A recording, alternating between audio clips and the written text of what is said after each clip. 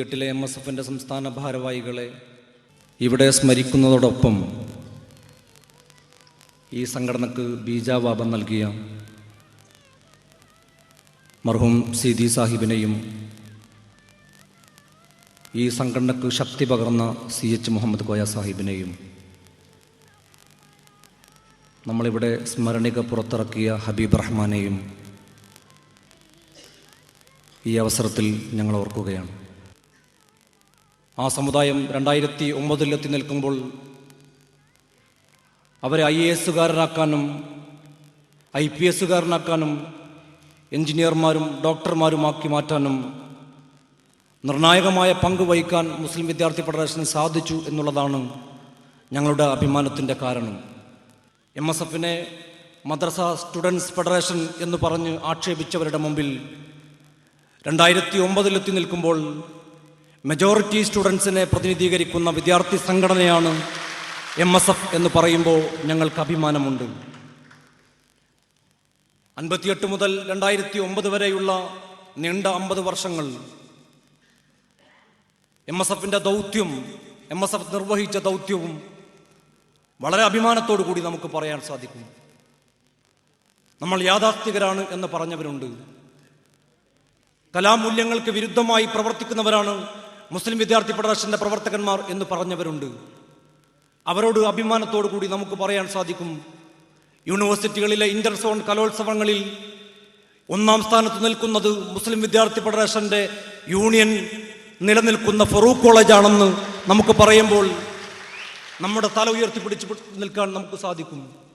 വിദ്യാഭ്യാസേതര പ്രവർത്തനങ്ങളിൽ നമ്മൾ പിറകിലാണ് എന്ന് പറയുന്നവരോട് ഇന്ത്യയിലെ വിദ്യാർത്ഥി സംഘടനകളെ പ്രതിനിധീകരിച്ചുകൊണ്ട് അമേരിക്കയിൽ ലോക വിദ്യാർത്ഥി സമ്മേളനത്തിൽ പങ്കെടുത്തത് ഫറൂഖ് കോളേജിലെ മുസ്ലിം വിദ്യാർത്ഥി ഫെഡറേഷന്റെ യൂണിറ്റ് പ്രസിഡന്റാണ് എന്ന് അഭിമാനത്തോടു കൂടി നമുക്ക് പറയാൻ സാധിക്കും. കേരളത്തിന് പുറത്തുള്ള വിദ്യാർത്ഥികളെ സുരക്ഷിതത്വ ബോധം തകർത്തുകൊണ്ട് അരക്ഷിതാവസ്ഥയിലേക്ക് തള്ളിവിട്ടുകൊണ്ട് അവരെ തീവ്രവാദികളും ഭീകരവാദികളുമാക്കി മാറ്റുമ്പോൾ കേരളത്തിലെ ക്യാമ്പസുകളിലെ വിദ്യാർത്ഥികൾക്ക് സുരക്ഷിതത്വ ബോധം നൽകി ജനാധിപത്യധാരയിലേക്ക് കേരളത്തിലെ വിദ്യാർത്ഥികളെ കൊണ്ടുവരാൻ നമുക്ക് സാധിച്ചു എന്നുള്ളതും നമുക്ക് അഭിമാനത്തോടെ പറയാൻ സാധിക്കും. അങ്ങനെ വർഗീയവാദികൾക്കെതിരായി, തീവ്രവാദികൾക്കെതിരായി ശക്തമായ നിലപാട് സ്വീകരിച്ചത് കൊണ്ടാണ് 2 ദിവസം മുമ്പ് ഫറൂഖ് കോളേജിൽ സംഘടിപ്പിച്ച ഗേൾസ് മീറ്റിൽ 200ഓളം മറ്റു സമുദായത്തിൽപ്പെട്ട വിദ്യാർത്ഥിനികളെ കൂടി പങ്കെടുപ്പിക്കാൻ, ധൈര്യസമേതം ഞങ്ങളുടെ ഗേൾസ് മീറ്റിൽ പങ്കെടുക്കാൻ അവർക്ക് ധൈര്യം നൽകിയത് കഴിഞ്ഞ കാലങ്ങളിൽ മുസ്ലിം വിദ്യാർത്ഥി ഫെഡറേഷൻ സ്വീകരിച്ച നിലപാടുകളായിരുന്നു എന്ന് നമുക്ക് പറയാൻ സാധിക്കും.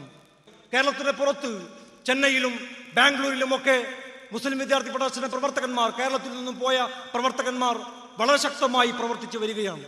അങ്ങനെ 50 വർഷത്തിനിടയിൽ MSFന്റെ ജൈത്രയാത്ര തന്നെയാണ് ഇവിടെ MSFന്റെ പ്രവർത്തകന്മാർ നടത്തിയിട്ടുള്ളത് എന്ന് തികഞ്ഞ അഭിമാനത്തോടു കൂടി ആവേശകരമായി ഞങ്ങൾക്ക് പറയാൻ സാധിക്കും. ഇനിയുള്ള 50 വർഷം അത് മുസ്ലിം വിദ്യാർത്ഥി ഫെഡറേഷന്റെ പ്രവർത്തകന്മാർക്കുള്ളതാണ്. 50 years from now, no one will remember which car you drove, which dress you wore, which home you stayed, but only one thing will remember. If you influenced someone, that will remember forever. 50 വർഷം കഴിഞ്ഞാൽ നിങ്ങൾ ഏത് വേഷമാണ് ധരിച്ചത് എന്ന് ആരും ഓർക്കില്ല. 50 വർഷം കഴിഞ്ഞാൽ നിങ്ങൾ ഏത് കാറിലാണ് സഞ്ചരിച്ചത് എന്ന് ആരും ഓർക്കില്ല. 50 വർഷം കഴിഞ്ഞാൽ നിങ്ങൾ ഏത് വീട്ടിലാണ് താമസിച്ചത് എന്ന് ആരും ചർച്ച ചെയ്യില്ല. പക്ഷേ ഒരു മനുഷ്യനെ, ഒരു വ്യക്തിയെങ്കിലും നിങ്ങൾക്ക് സ്വാധീനിക്കാൻ സാധിച്ചാൽ അത് ഓർമ്മിക്കപ്പെടുമെന്ന റഷ്യൻ കവി നുഷങ്കോയുടെ വാക്കുകൾ ഓർമ്മിച്ചുകൊണ്ട് ഇനിയുള്ള 50 വർഷത്തിൽ കേരളത്തിലെ വിദ്യാർത്ഥി സമൂഹം, കേരളത്തിലെ പൊതുസമൂഹം ഓർമ്മിക്കപ്പെടുന്ന തരത്തിൽ കേരളത്തിലെ മുസ്ലിം വിദ്യാർത്ഥി ഫെഡറേഷന്റെ പ്രവർത്തനം മാറ്റിയെടുക്കാൻ ഈ പ്രതിനിധി സമ്മേളനം ഒരു തുടക്കമാകട്ടെ എന്ന് ആത്മാർത്ഥമായി പ്രാർത്ഥിച്ചുകൊണ്ട് എല്ലാവിധ അഭിവാദ്യങ്ങൾ അർപ്പിച്ചുകൊണ്ട്